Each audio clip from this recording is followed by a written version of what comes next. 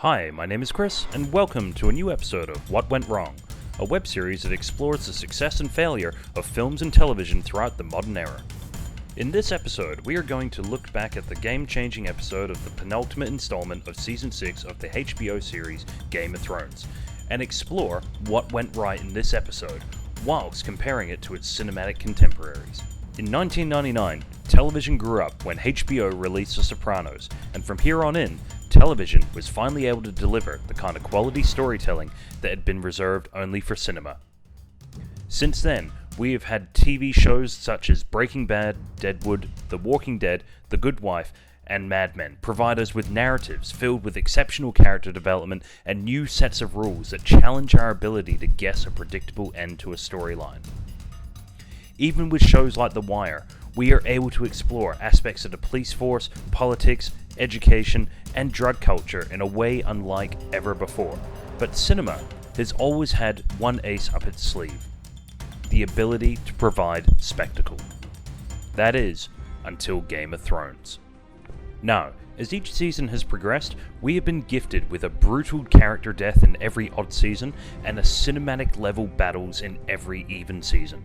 In Season 2, the Battle of Blackwater set a new standard for television, only to be one-upped by the Battle of Castle Black in Season 4.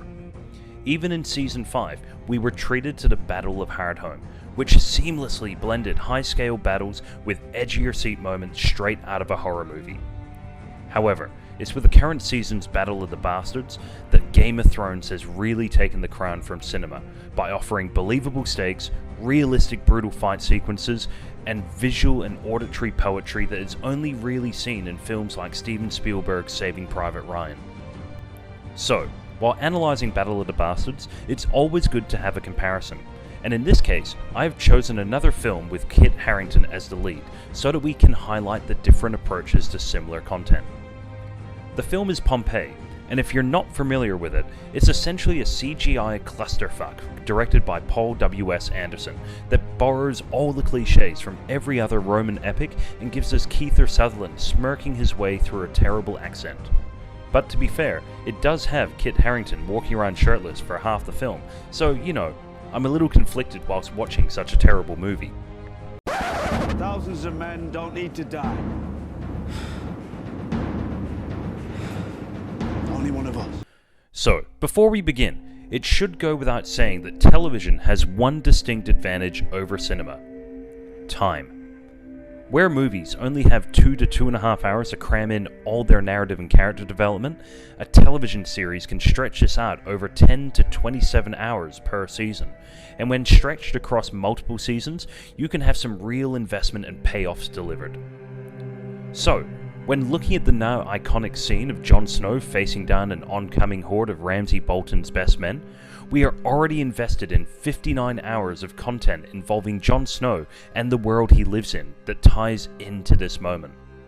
So we can't expect film to compete on this level in a single movie, but what we will be looking at is how this episode uses a variety of techniques that could be incorporated more often into modern day blockbusters. Dracarys.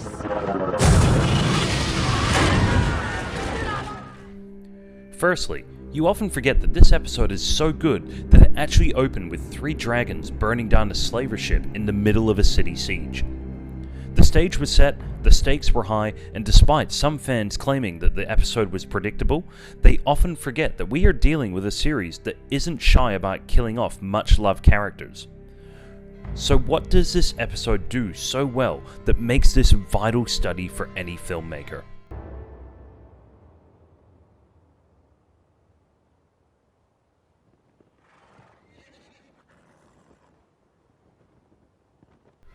One of the most important factors in this episode is the use of diegetic sound, or the lack thereof it. The scene opens to absolute silence, no score, no long drawn-out speeches, just silence, to establish the opposing forces and to let the audience take in and appreciate the mammoth odds that Snow's army is about to face. Now, in the film Pompeii, large-scale moments that demand your attention are always greeted with loud, overpowering orchestral tracks, almost as if the film doesn't trust the audience to understand these insurmountable odds. Ultimately, Game of Thrones' choice of silence creates a greater sense of disconcertment due to the audience being able to piece together the pieces themselves. Do you like games, little man? Let's play a game. Run to your brother. The sooner you make it to him, the sooner you get to see him again.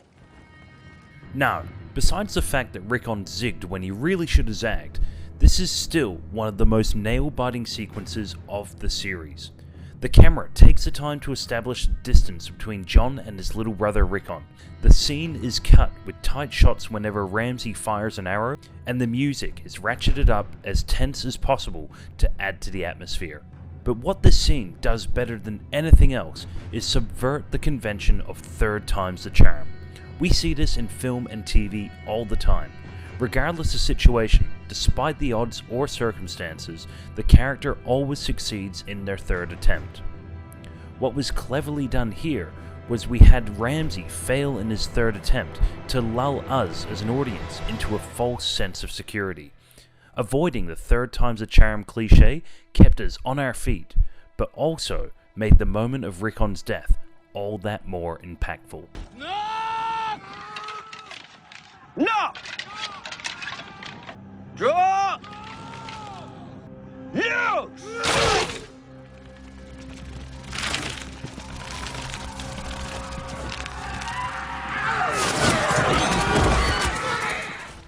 Another aspect of the show's use of diegetic sound is how the battle consists of very few lines of dialogue. Even then, most dialogue is reserved for tactical instructions.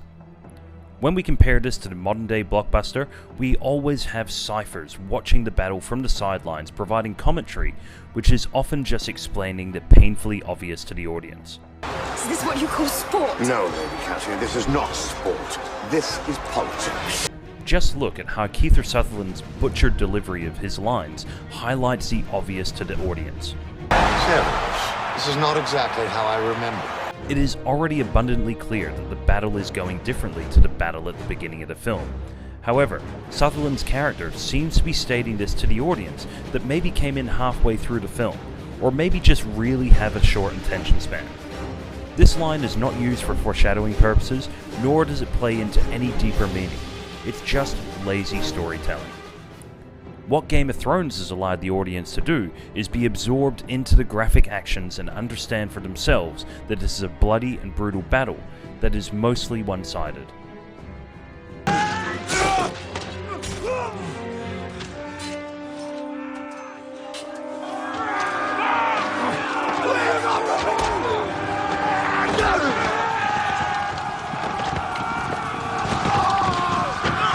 Speaking of foreshadowing, the one thing this episode has done well is foreshadow certain elements of key characters' journeys. Granted, most film and television foreshadows characters' fate. However, Game of Thrones delivers on this fate in a greater visual metaphor than most cinema will ever attempt. A great example of this is when Jon Snow says, If I fall, don't bring me back. This foreshadowing of Jon Snow's return later in the episode, in what some have called the rebirth scene, is a scene where Jon Snow is trampled and the cinematography and editing becomes incredibly claustrophobic. Once again, the scene uses no dialogue, but through sheer visuals and a little music, we see Jon Snow choose to climb back up after falling, showing that he wants to live. Now, in other hands, the scene may have flashed back to Jon saying this to reinforce to the audience the importance of the scene. However, director Miguel Sapochnik has chosen to keep us in the moment and trust the audience to bridge the meaning of the scene for themselves. In films such as Pompeii, every key moment is inundated with characters pontificating to explain the importance of each scene to the audience. The mountain is going to kill us all! She risked her life for me, Atticus. Risked everything for me. Then we will go together. No! You have your freedom, my friend. Now she is mine. The final aspect of the episode, which adds to the sheer realism of the battle that we'd normally only get from a Kubrick war movie or Steven Spielberg's Saving Private Ryan, is the balance between practical effects and CGI. The show put a lot of effort into the practical side of production, with a 25-day shoot, 500 extras, 80 horses, 65 stunt actors, and 4 different camera crews, not to mention hundreds of fake dead bodies and horses. It's a given that a lot of the material in the episode is enhanced by computer-generated effects. However, that is the key word here. Enhanced, as opposed to immersed in CGI. Through the use of layered elements, they've been able to mask where the practical work ends and the CGI begins. Whereas Pompeii focused the majority of its filming in front of green screens and sound stages. Now, there's nothing wrong with this approach, but the overuse of CGI takes away the sense of realism in the film that it's trying to achieve, and ultimately takes away a personal investment the audience has with the characters.